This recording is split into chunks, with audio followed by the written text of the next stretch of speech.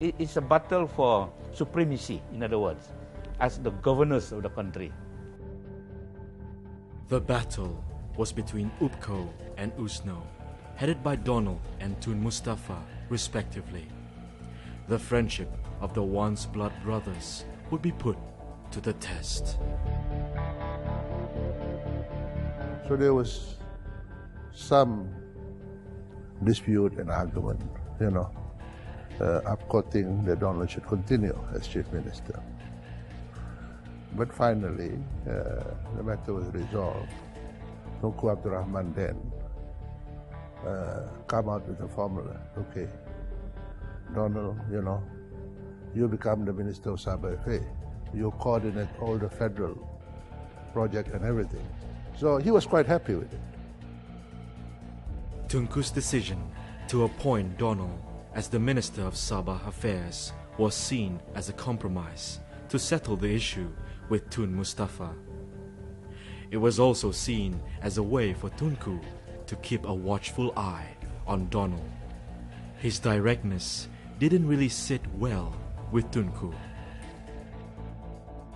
From the beginning, Tunku Abdul Rahman, he said, I don't like the man because he's too open criticizing the government. That's all he said, Their relationship was further strained when Tunku called for a secret meeting without Donald and decided to expel Singapore when racial riots broke out. He was very upset, when Tun Razak told him that on Monday we're going to pass the bill to allow for the separation of Singapore. To show his displeasure, he resigned as Minister of Sabah Affairs. Donald's fall from grace was worsened when he was forced to dissolve his beloved UPCO, who were abandoned by the Sabah Alliance after the 1967 elections. Donald had been removed from Sabah politics, but deep down inside, he knew he would return.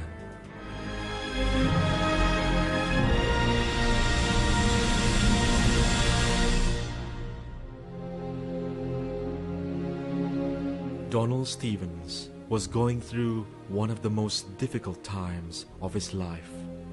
His party had been dissolved and he was broke. Then suddenly, in July 1968, reprieve came. In order to keep Donald out of Tun Mustafa's reign, Tunku appointed Donald as the Malaysian High Commissioner to Australia, New Zealand and Fiji. It was a great time, great place to grow up for us. Like my mom said, it was one of the best times of her life. No politics. It was just a lot of family life in between the work that he did and representing Malaysia, a job which I think he did very well, actually. He was a great diplomat. He made a lot of friends.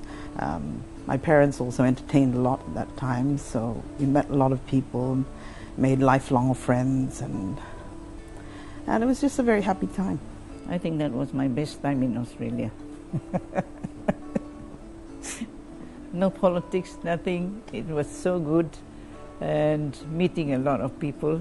We get to know a lot of people, and we go to the countryside, picnic every weekends with the family, with the staff. Sometimes he plays football with the kids. Even in the cold, he will go out there and sit down and watch them.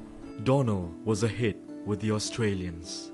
He significantly improved ties between the countries. It was also during this time, in 1971, Donald converts to Islam. He became known as Muhammad Fuad Stevens.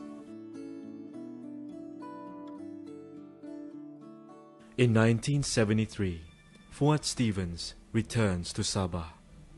Upon his arrival, it was rumored that Tun Razak, the new Prime Minister, had talks with him about a secret agenda. At that time, there were very strong rumors that the late Tun Mustafa wanted to take Sabah out of Malaysia.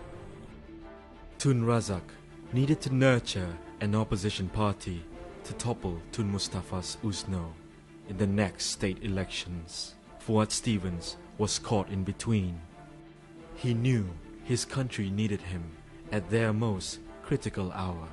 So Razak was quite confident that if he lead the party, the chances that Berjaya can win. As a result, Fuad Stevens and one-time political adversary Haris Saleh teamed up and formed the Berjaya Party. Fuad Stevens was ready to do battle once again.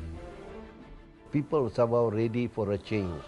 They want change, and change for the better, I think. So to us, it's not a better, because the people were ready. Intense campaigning began. Fuad was campaigning tirelessly. He toured the state with his protege, Peter Mojuntin. Fuad's linguistic skills with the various communities of Sabah won their hearts. It was easygoing for him because the Kadazan have always adored him as the leader and they welcome him, despite the fact that he was no longer a Christian, but they still look at him as their Huguancio. So that basically, I think, was the reason why it was easier for the Kadazan and for the Chinese to vote for the Berjaya.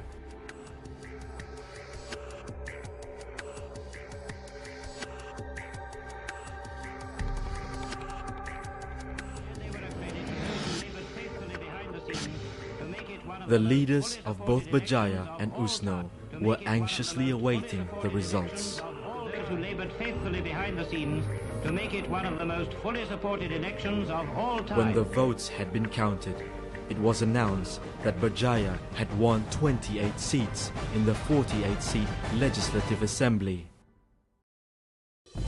The Berjaya leaders celebrated their fairy tale-like triumph. The mighty Tun Mustafa had been toppled.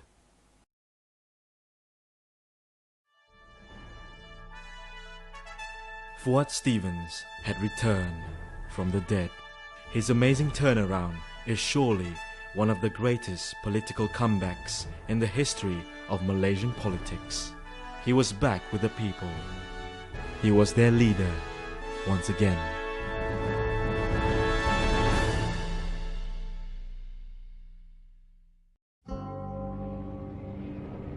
On the morning of June the 6th, 1976, 44 days from taking over as Chief Minister, Fuad Stevens and his cabinet ministers stepped onto a plane heading home to Kota Kinabalu.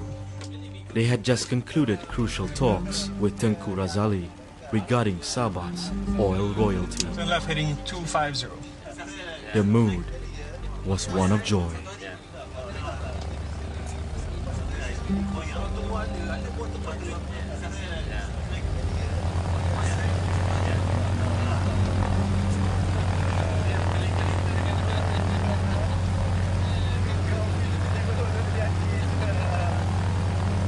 The plane never arrived at its destination.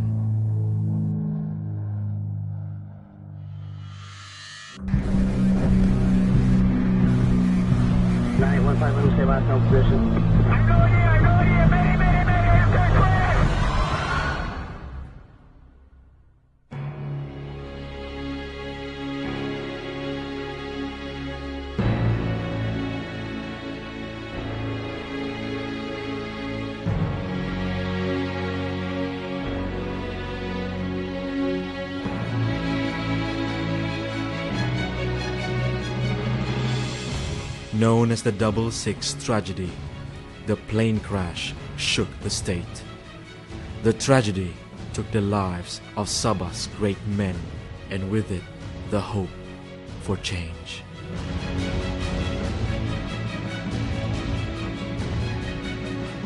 We would have liked to see a greater role for Sabah within Malaysia. On the Kadazan side, I think has given us pride of place in Sabah and in the history of us. He went through trials and tribulations through politics during the war. He had his moments with illness as well. But I think, at the end, I think he triumphed through all that. He became someone in Sabah's politics who to this day is still remembered. Tun Fuad Stevens will always be in the hearts of every Sabahan. Even though his dreams were short-lived, he managed to inspire his people to be the best that they can be. He was their shining light, a beacon of hope. He will forever remain the true Sabahan.